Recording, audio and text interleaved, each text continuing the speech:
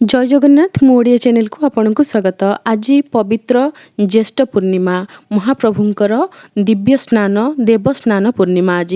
तो आज यही शुभ दिन में आपण मान अनुरोध आपण मैंने महाप्रभु को प्रार्थना करंतु जो छोट पिलाटी बोरवेल भितर गली पड़ी राहुल बोली जो कुनी पिलाटी सी बाहरी आसू बहुत भलरे भलरे बाहरी आसू और ता देह मध्य सुस्थ रहू ता पितामाता पाखे भलरे जाकि पहुँची जाऊ। से जदि चतुर्धा मूर्ति को आपण घरे रखी पूजा करुचंती महाप्रभु जगन्नाथ प्रभु बलभद्र माँ सुभद्रा एवं सुदर्शन आपण घरे रही पूजा पाउचंती ताहाले आपण को अणसर समय किछि विशेष पूजा नीति करबा को पड़िबो।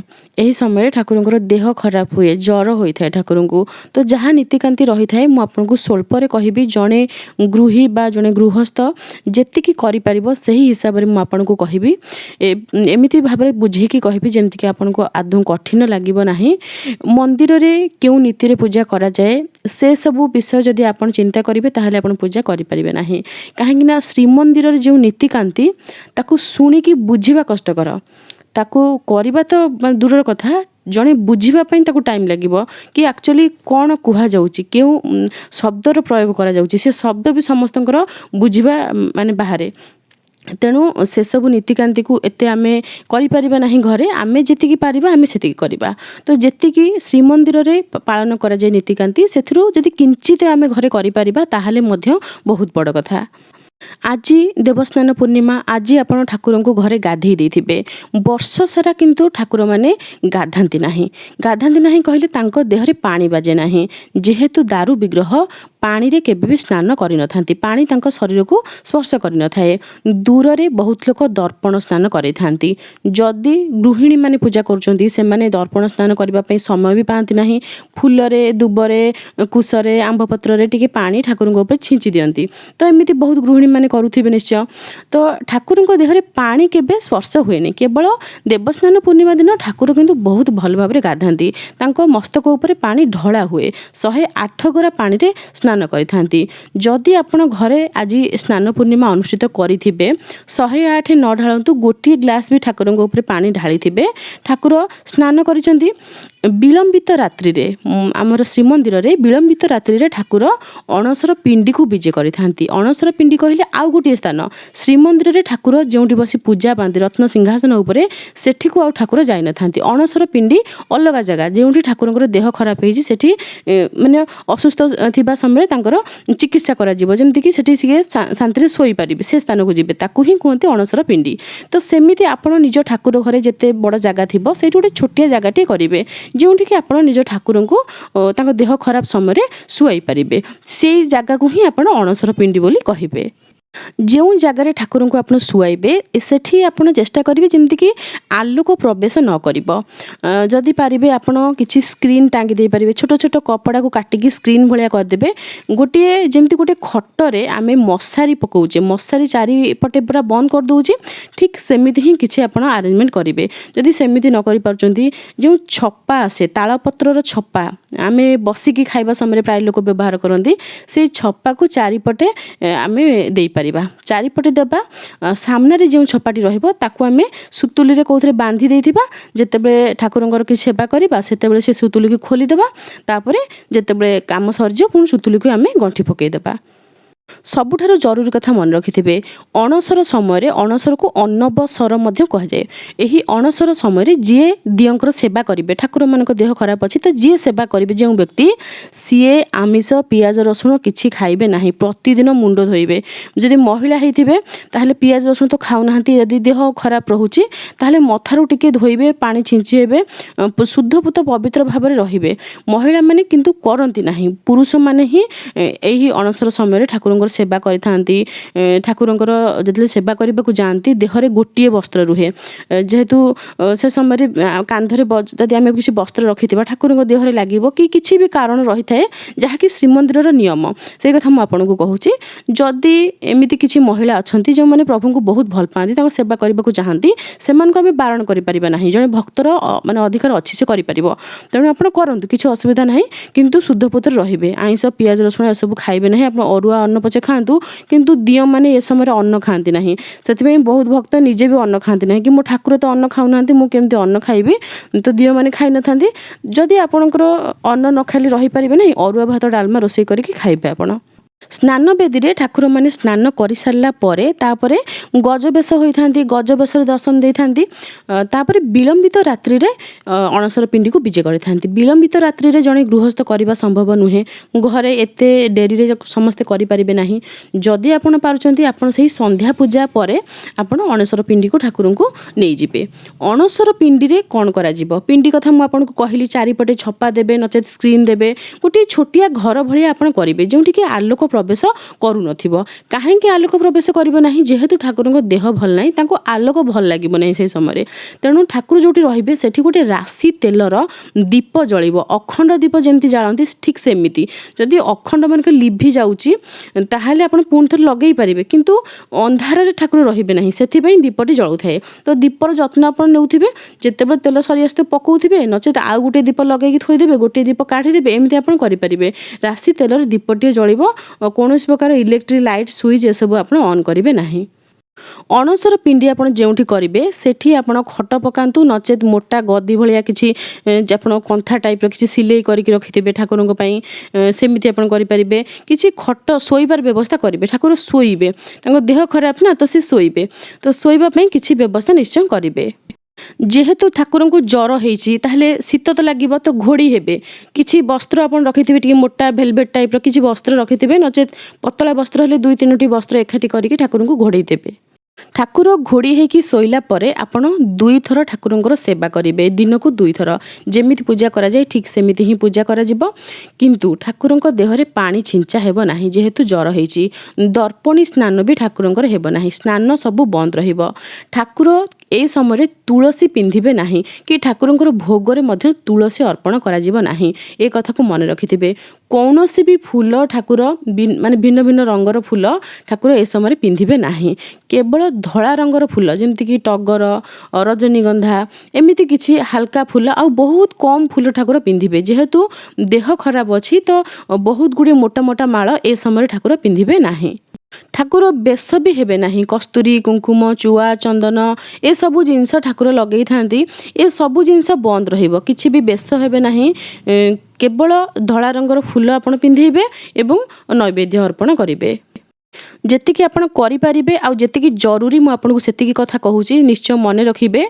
ठाकुर घरे ही आपण अणसर पिंडी करिथिबे तो ठाकुर पूजा करिबा समय घंटी आपण बजेबे नाही घंट बाजिबो नाही घंटी घंट माने जेंति शब्द हेबो नाही शंख फुंका हेबो नाही किछि भी जहा भी तांको कष्ट देबो काहे ना जनक देह खराब अछि तो ता सामने रे आमे शब्द कले ताको बहुत चिड़चिड़ लागिबो अति अधिक आलोक हेले ताको चिड़चिड़ लागिबो तेनु सेही कथा को ध्यान रे रखिकी घंटी घंट शंख ए सब बाजेनी ता सहित आलोक भी अति अधिक प्रज्वलित करा जिवो नाही तो आपण भाबुथिबे कि प्रतिदिन पूजा केमती करा जिवो प्रतिदिन तो बिना घंटी बाजिकी अन्य देवता को भोग लागिबो नाही जदि सुविधा अछि ताहाले अन्यत्र आपण अणसर पिंडी करिवे पूजा घर को छाड़िकी जदि सुविधा नाही ताहाले आपण सेमती करिवे ठाकुर हमकु जेमती रखिचंती आमे सेमती करबा सेते किछि भूल नाही गृहस्थक पई किछि भूल नाही मु आपण को बारंबार कहूची गृहस्थ माने श्रद्धा रे पूजा करंती भक्ति रे पूजा करंती से माने एति नीति नियम रे पूजा करंती नाही नीति नियम तो मंदिर रे पालन करा जाए हमर श्रीमंदिर रे जे नीतिकांति करा जाउची सेथिरे किछि भी उणा हेबनी किंतु आपण घरे जदि किछि उणा कर देले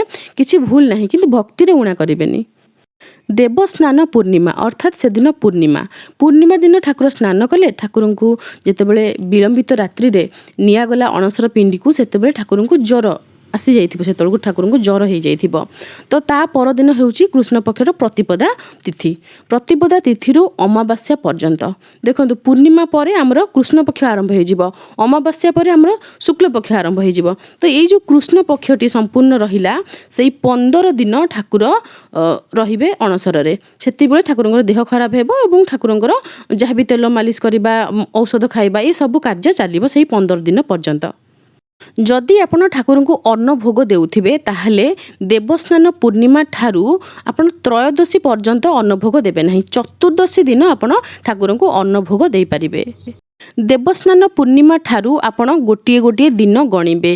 पूर्णिमा दिन को छाड़देवे ता परदिन होउछि प्रतिपदा अर्थात से दिन को आपण एक बोली गणिबे। 1 2 3 4 5 करी गणिबे। जो दिन 5 दिन से दिन होउछि पंचमी। पंचमी दिन ठाकुर को फुलुरी तेल लागी करा जाए अर्थात ठाकुर देह रे मालिश करा जाए तेल। जेहेतु ज्वर होइछि तो तेल मालिश कले ठाकुर देह भल हो जिवो। तो फुलुरी तेल कौन ता भितर कौन सब मिसी थाए ए सब तो सोशल मीडिया आपण किछि किछि जानि थिबे किंतु आम घरे आमे से सब पाइबा कोठू। आमे भक्ति रे ठाकुर को कौ तेल मालिश करबा नडिया तेल मालिश करिवे शुद्ध पुतरे थिबा नडिया तेल। किंतु किणा नडिया तेल न आने कि जदि घर पेशा नडिया तेल जहा कि आमे छुआ मानन पय व्यवहार करूचे सेइथरु किछि रखि देथिबे। नडिया तेल बहुत काम रे आसे ठाकुर घरे जेमति कि शीत दिन अछि आपण लड्डू गोपाल को पूजा करछन तांकु टे मालिश कर देबे सब ठाकुर को मालिश करि परिबे। नडिया तेल नडिया हमर पूजा लागुछि ना तो देव फल से तो तार तेल ठाकुर को मालिश करि परिबे आपण आराम से। तो सी है भक्त माने जने भक्तर भाव सी ही ठाकुर को फुलुरी तेल रे परिणत हो जीव। पंचमी रे फुलुरी तेल लागी हैला परे षष्ठी सप्तमी अष्टमी एवं नवमी ठाकुरंकर गुप्त सेवा सब चली थाए। गुप्त नीति बहुत लोक कहते गुप्त नीति को कहीं आमको कहू नाहंती कहवा दरकार नहीं। ठाकुरंकर किछि जिंस गुप्त रहिबा भल जेमिति वर्तमान आम ठाकुरंकर पूजा नीति सब लोक माने कॉपी करूचंती तेणु से दृष्टि बहुत भल किछि जिंस गुप्त रहिबा दरकार। तो आम पाखर जतिक अछि आमे सेतिकी करिबा। नवमी तिथि पर्यंत आपण जेमिति सेवा करूचंती सेमिति ही सेवा करिवे। जो दिन दशमी तिथि आप गणी चली जो दिन दशमी कैलेंडर रे भी लेखा थी दशमी जो दिन आम कृष्ण पक्षर दशमी तिथि से दिन 10 मोदक लगी हुए सी गोटे औषध जमीक चेरमूली 10 प्रकार चेरमूली से औषध प्रस्तुत करा जाय थाए। तो आपण कौटू ए औषध आनिबे 10 मोदक कौटू आनिबे तो आपण जहाँ मन को आसीबो जेमति कि गोलमरिच गुंड टिके अदा रस टिके महू टिके ताकू पकई देले ताकू मिसेई ठाकुर को 10 मोदक करी भोग लगे देले कि प्रभु एथिरे भल हो जिवे। सतरे कोन ठाकुरंकर देह खराब हुए सी बा संसार को बंचैचंती आमको बंचैचन आमर जीवन से केवल मानवीय लीला करती से लीलामय तांको लीला करने को भल लगे से से करती आमे जहाँ देबा से निश्चय भक्तर जहाँ भी भावना रही ताकू निश्चय ग्रहण करिवे। दशमी तिथि रे 10 मोदक लागिला परे ता परदिन हेउछि एकादशी तिथि।